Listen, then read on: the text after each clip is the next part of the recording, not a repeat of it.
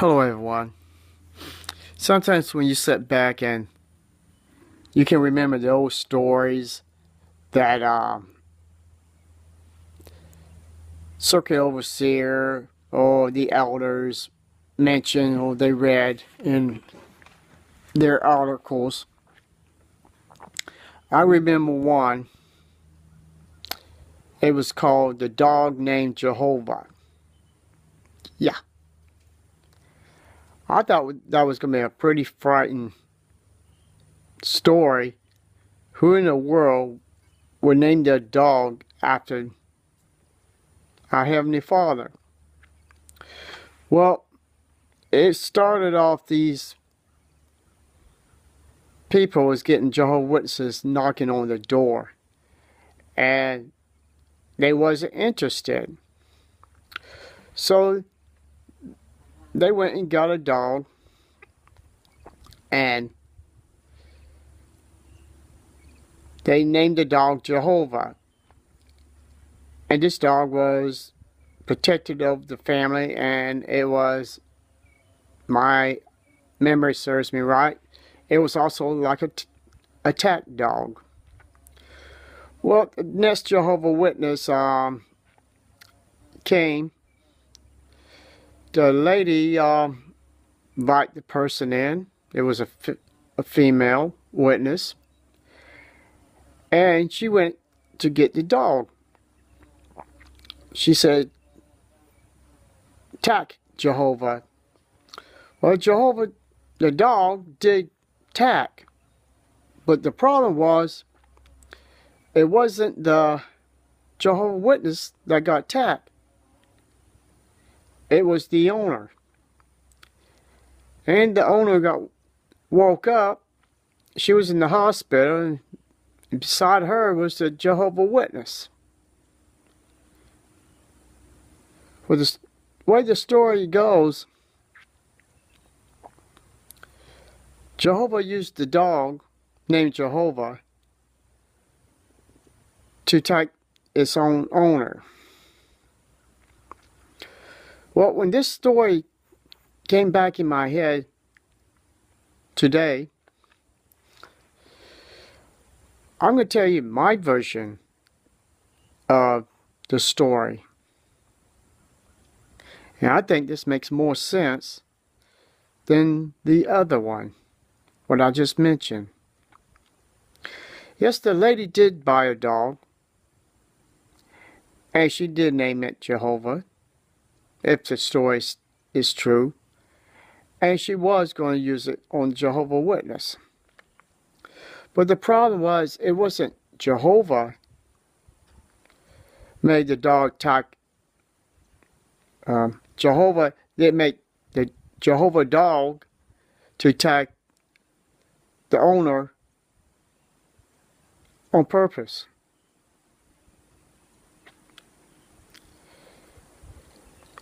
What it was, when I was out of Jehovah's Witnesses, I found out that God's name is not Jehovah. And finding out where the origin name Jehovah is, it's a Catholic name to a God they made up. They stuck it in the Bible, and to this day the name is still there, but the Catholics don't use the name. So I found out Jehovah's Witnesses religion is based on lies. So this is my version of the story. Satan used the dog to attack the owner for one reason: to make the witness think that their God Jehovah was protecting them, and excuse me, and made the owner think that Jehovah was a real God. So this person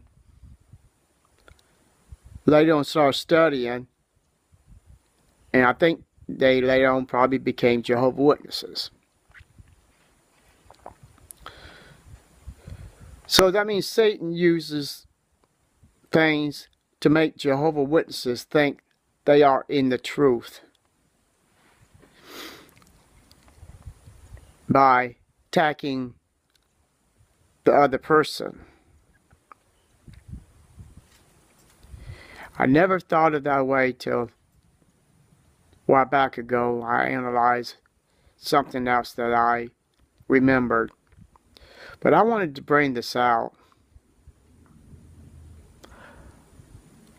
A name of a God does not exist, has no power over people or animals or any events. And all the stories that I began to remember that was told to us in the Kingdom Hall. Satan had the powers to make Jehovah's Witnesses to look good and make the other people look bad, and it made people look, maybe they do have the truth because their God is protecting them. But if they did more research, they would have found out Jehovah's Witnesses can't be the true religion, because if they were, they wouldn't have over 100 years of lies in their books and literature they publish. And a friend of mine, we was talking about the same thing we was mentioning the on the phone about something she brought up at the Kingdom Hall that night, and they snatched the microphone from her and told her not to even raise her hand anymore. I remember this story real good. They said the witnesses had to walk through a river that was infested with crocodiles to reach the other side, so they can reach people that needed to learn the truth.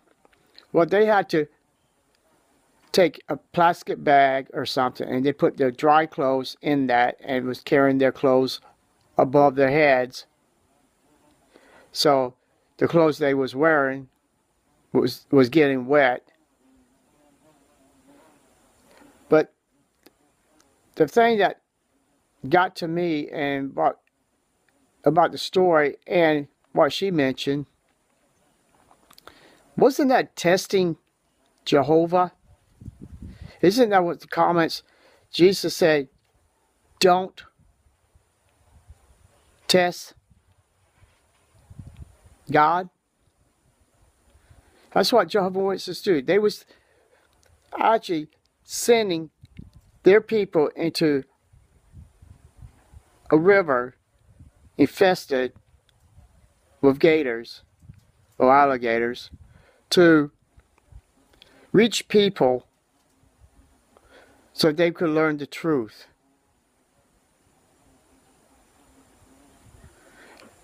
And it's the thing I don't understand. I know Jehovah's Witnesses has a brain. Wouldn't it be better to have a boat or a raft or something to get across? There's different ways to get across. But putting people in a situation like that, the only ones benefit that, and I hate to say it, it was the governing body.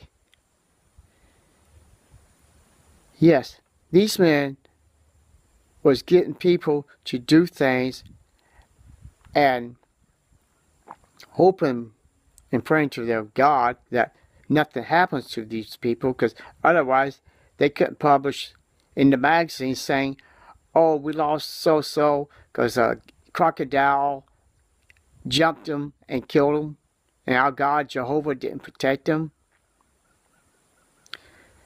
They was very lucky that these people did not lose their lives. And that one lady was lucky her dog didn't kill her. Because if the Jehovah Witness knew the real teaching and the truth about their own religion, this lady wouldn't have to go out buy a vicious dog to attack a Jehovah Witness to get them to stay away from her house. That was the purpose of the dog, to one time just scare them half to death, to get them to stay away from her house. But it backfired 2 different ways. They put her in the hospital, and it made her think that maybe there's truth behind this religion. And I got another story. Witnesses goes to jails. And the problem with a jailhouse, there is no internet for the people can go on there to check this religion out. People is coming out of jail becoming Jehovah Witnesses in different religions. Of course, Jehovah Witnesses religion looks better than most religions out there. The way they teach the earth is going to be burned up. There's going to be no life here on earth. And the scriptures prove there will be people here on earth. The earth's going to remain here and it's going to be back into a paradise. So that's how Jehovah Witnesses can win people in jails. So there's people comes out becoming Jehovah Witnesses, not knowing that they just dedicated their life to a false religion that's controlled by 8 men, call themselves spiritual Jews. And out of those 8 people, not one is a Jew. And these men think they're going to heaven. They won't, because they are false prophets. So they're going to end up, they're going to die. And if there is a hell, people believe there is a hell, that's where they're going to go. If there is no hell, well, guess what? All they're going to get is eternal death. So whatever their punishment is, to be a false prophet and making almost 8 million Jehovah's Witnesses believe in them, they're going to get their reward. And I feel sorry for the ones that goes into this religion now blind. I know my parents was blind because we didn't have the internet. And my dad couldn't even use a computer right, because the computer he bought for my mom, it was a caveman computer compared to the ones we have today. You had to have 10, 12 discs, floppy disks to put in the computer to make it work. And I told him that he should have asked me about computers before he went and bought that piece of junk, and that's what it was. But the thing is, we've got to do research on these religions and our religion. Because you're going to pay the consequences following a false prophet. And you don't want to do that. Thank you and have a nice day.